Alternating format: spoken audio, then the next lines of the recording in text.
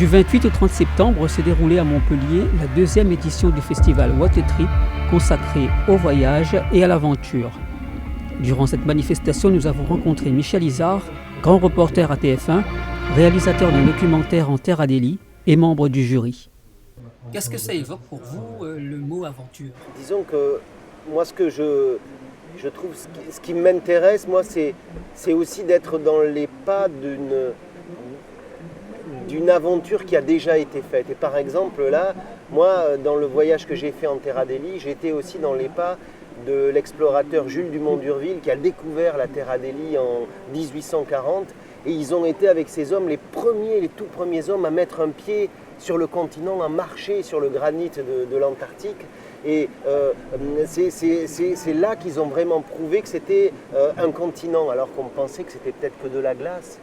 Et moi, le fait d'aller dans ces pas, on est sur la même route, on va au même endroit, un peu dans les mêmes conditions, même si on n'est pas des pionniers, même si on n'est pas des aventuriers comme eux, mais ça donne le souffle un peu de l'histoire à ce voyage. Et ça m'a beaucoup plu. Vous êtes originaire de Montpellier, vous avez grandi à Montpellier. En fait, j'ai grandi au Cress, un village qui est à côté de Montpellier, où j'ai fait l'école primaire, le collège, puis j'étais au lycée Joffre, ici à Montpellier, donc l'esplanade, c'est un peu ma cour de récréation. Et puis j'ai été ensuite à l'université Paul Valéry, je faisais des études d'histoire. Puis après, j'ai fait une école de journalisme et j'ai commencé à faire du journalisme à Paris. Donc je suis toujours très attaché à Montpellier. J'ai des amis qui sont encore ici au Cress.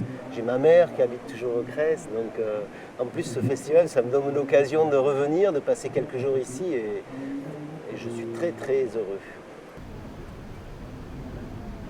C'était quoi le déclic ? Qu'est-ce qui t'a donné envie d'être journaliste ? Alors, journaliste, et je me suis dit à un moment donné, comme tout, qu'est-ce que je vais faire de ma vie ?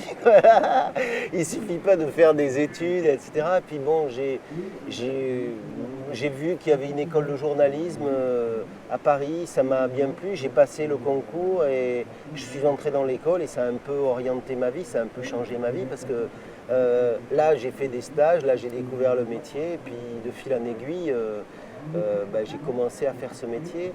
Et à l'intérieur de ce métier, je me suis aperçu qu'on pouvait voyager, qu'on pouvait partir. Et c'est ce que je me suis rendu compte que ça me plaisait beaucoup. Mais ce qui me plaît le plus, c'est pas seulement de partir, c'est de partir pour faire quelque chose. Et c'est de partir pour ramener un reportage et pour ensuite le partager, pour pouvoir l'écrire, le raconter. On en revient toujours à cette idée de raconter des histoires. Quand on est petit, on aime qu'on nous raconte des histoires. Et puis finalement, aujourd'hui encore, moi j'aime bien les histoires et j'aime bien en entendre et j'aime bien les raconter. Et le fait de voyager pour raconter une histoire, pour faire un reportage, je trouve que ça, en tout cas pour moi, ça lui donne une dimension supplémentaire. Quel conseil tu donnerais à un jeune qui a envie de faire ce métier, par exemple ? Si j'avais un conseil pour des gens qui voudraient faire ça, c'est d'essayer. C'est-à-dire s'ils ont envie de faire quelque chose, il faut essayer, quitte à se planter. Mais si on n'essaye pas, on ne va pas réussir, quoi. Comment c'est né cette idée de documentaire en Terre Adélie ? Alors en fait, moi je travaille pour le journal de TF1 et depuis quelques années, après avoir exploré la France de long en large, en travers dans tous les plus petits coins perdus de la France, comme on dit profonde, j'ai commencé à aller dans les territoires français du bout du monde, Wallis et Futuna, la Polynésie, Mayotte, Saint-Pierre-et-Miquelon. J'ai même été à Sainte-Hélène. Sur Sainte-Hélène, qui est une île anglaise, il y a un petit territoire français qui est la maison et la tombe de Napoléon. Je suis allé là-bas, c'était un voyage extraordinaire. Et donc je cherche à visiter toutes ces terres françaises. Et la terre Adélie, disons qui n'est pas tout à fait française, mais disons qui est une terre d'influence française, j'ai proposé un projet, j'ai dit on n'est pas allé là-bas, il faut qu'on y aille, et on m'a dit oui.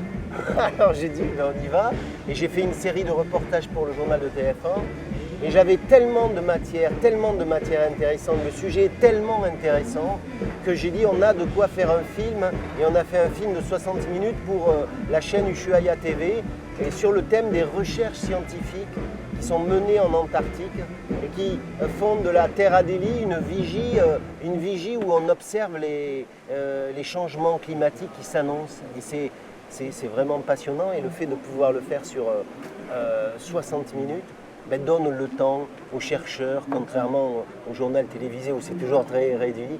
Les chercheurs peuvent exprimer, peuvent dire le but de leur recherche. Et bon, moi j'ai trouvé que c'était un prolongement intéressant de ce travail. Merci beaucoup.